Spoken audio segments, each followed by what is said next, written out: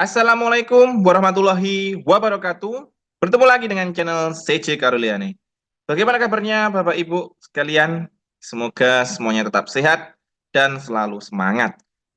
Semoga kita semuanya diberikan kemudahan dan di tahun ini kita diterima di ASN PPPK untuk guru, khususnya guru olahraga ya, PJOK.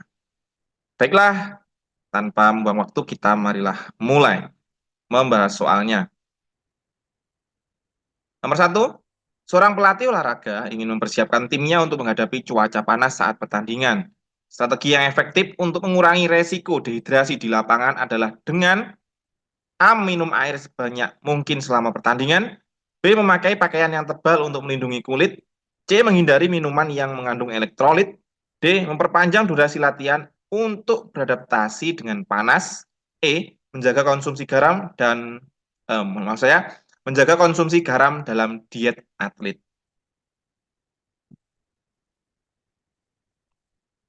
Jawaban yang tepat adalah E. Menjaga konsumsi garam dalam diet atlet. Kenapa?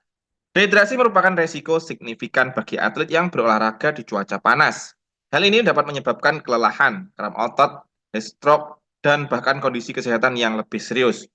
Keringat mengandung elektrolit, terutama natrium dan klorida. Saat atlet berkeringat, mereka kehilangan elektrolit ini, yang dapat mengganggu keseimbangan cairan dan elektrolit dalam tubuh.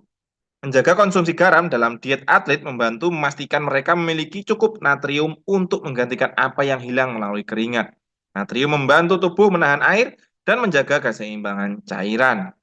Jadi, nomor satu jawaban yang tepat adalah E. Menjaga konsumsi garam dalam diet atlet.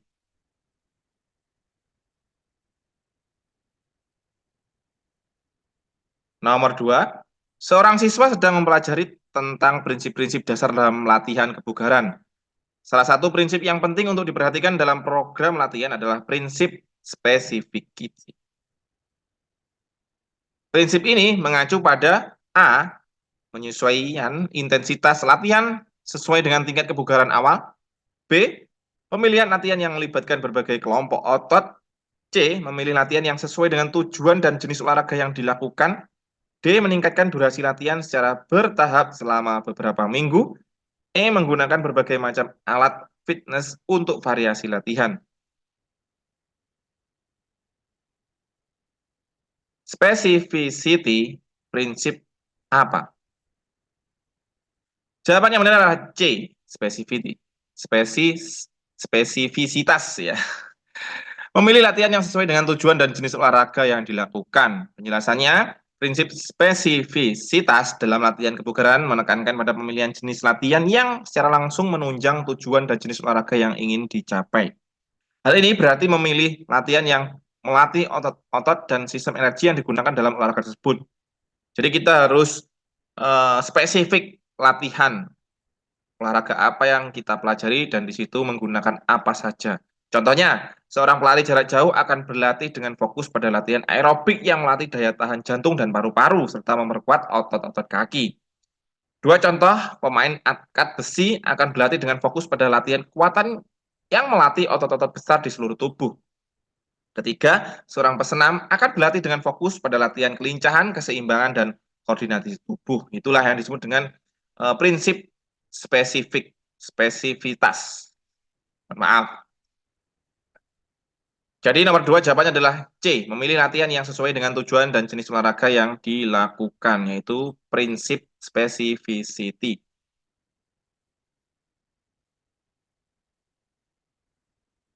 Nomor tiga, seorang pelatih renang ingin meningkatkan teknik berenang gaya bebas pada atletnya.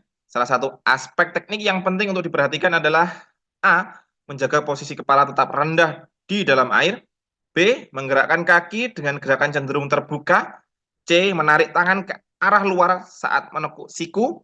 D. Mengatur pernapasan untuk tiap dua langkah. E. Membuat gerakan siklus tangan yang terlalu lamban.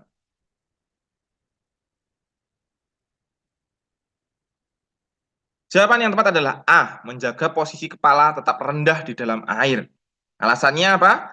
Mempertahankan posisi kepala yang rendah dalam berenang gaya bebas sangat penting untuk meminimalkan hambatan air dan menjaga tubuh dalam posisi streamline, artinya garis lurus sejajar dengan air, tapi di bawah. Hal ini memungkinkan perenang bergerak lebih efisien dan meningkatkan kecepatan. Kepala yang terlalu tinggi akan meningkatkan hambatan air, memperlambat perenang, dan mengganggu keseimbangan tubuh. Posisi kepala yang ideal adalah dengan dahi sejajar dengan permukaan air dan menatap ke bawah ke arah dasar kolam. Nah, ini penting ya, mungkin perlu dipelajari gimana cara kita untuk bisa posisi streamline. Jadi nomor 3 jawabannya adalah A, menjaga posisi kepala tetap rendah di dalam air.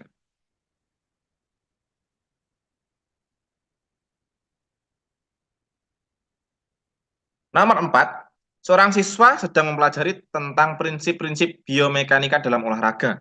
Salah satu prinsip biomekanik yang relevan dalam latihan angkat beban adalah prinsip leverage.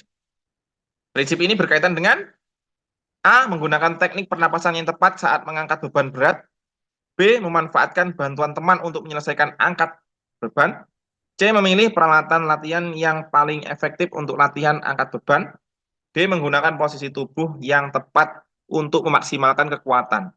E, memperpanjang rentang gerak saat mengangkat beban.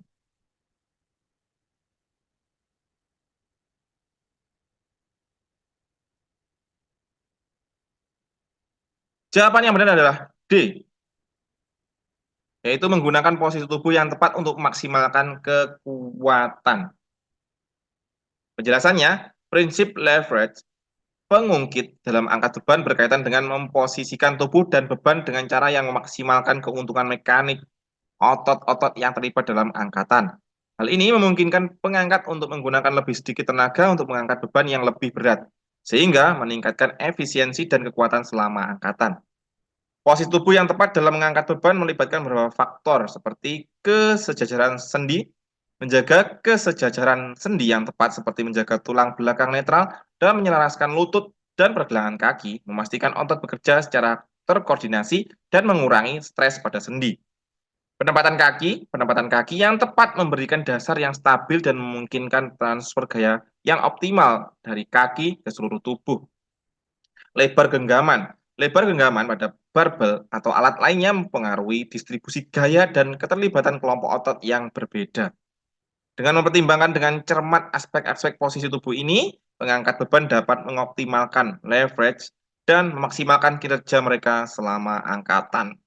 Nah, itu penjelasan kenapa kita memilih jawaban D yang paling tepat untuk jawab nomor 4, menggunakan posisi tubuh yang tepat untuk memaksimalkan kekuatan.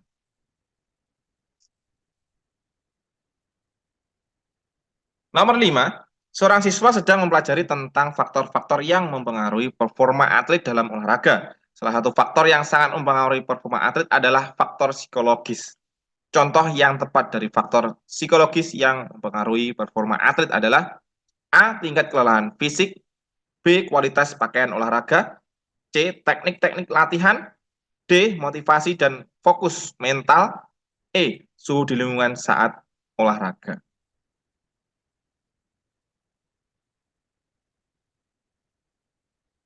Jawaban yang tepat adalah D, motivasi dan fokus mental. Penjelasannya, faktor psikologis memainkan peran penting dalam menentukan performa dan kesuksesan seorang atlet dalam olahraga. Meskipun kebugaran fisik, teknik latihan, dan perencanaan strategis tidak diragukan lagi penting, aspek mental dalam pertandingan dapat menjadi faktor penentu dalam mencapai performa puncak. Motivasi dan fokus mental adalah dua faktor psikologis utama yang secara langsung mempengaruhi kemampuan seorang atlet untuk tampil terbaik. Motivasi, dorongan dan tekad yang kuat untuk sukses dapat mendorong upaya latihan atlet meningkatkan ketahanan mereka dalam menghadapi tantangan dan mendorong mereka untuk melampaui batas yang dirasakan. Fokus mental, kemampuan untuk berkonsentrasi tetap fokus pada saat ini dan mengabaikan gangguan sangat penting untuk performa atlet. Atlet yang dapat mempertahankan fokus mental dapat menjalankan keterampilan mereka secara aktif, efektif, membuat keputusan yang tepat di bawah tekanan, dan menghindari gangguan konsentrasi yang menghambat performa. Jadi itulah pentingnya motivasi dan fokus mental dalam olahraga. Jawaban yang benar nomor 5 adalah D, motivasi dan fokus mental. Itu adalah pengaruh dari psikologis. Baiklah, itu tadi ada 5 soal yang kita bahas dari prediksi soal kompetensi teknis PPPK untuk guru PJOK. Terima kasih, sampai jumpa di video selanjutnya, dan wassalamualaikum warahmatullahi wabarakatuh.